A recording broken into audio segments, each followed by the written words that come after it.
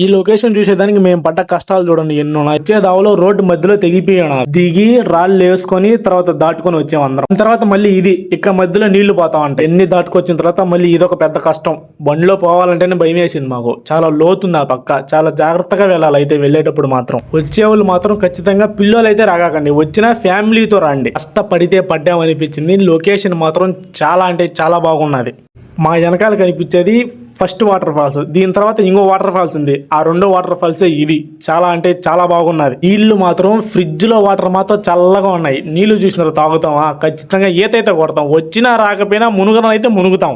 ఈ లొకేషన్ చూస్తే మనకు ఖచ్చితంగా బద్రీనాథ్ మూవీలో ఉన్న వాటర్ ఫాల్స్ మాత్రం ఖచ్చితంగా గుర్తుకొస్తాయి. నీళ్లు ఎంత బాగున్నాయంటే తాగడానికి కూడా పనికొస్తాయి. నీళ్ళు అంత బాగున్నాయి. మా ఫ్రెండ్ కూడా కొన్ని నీళ్ళు తాగాడు. టేస్ట్ మాత్రం చాలా బాగున్నాయంట. ఇన్ని అందరూ పెద్దూరు గుండాలు కోన అంటారు. దానికన్నా ఎండ్రకాయ గుండాలు కోన అని చెప్పి చాలా మంది అంటారు. లొకేషన్ మాత్రం చాలా అంటే చాలా బాగున్నది. ఇక్కడికి వచ్చే వాళ్ళు ఆ చేపలకి ఏదో ఒకటి దండి. చేపలు మాత్రం చాలా ఉన్నాయి.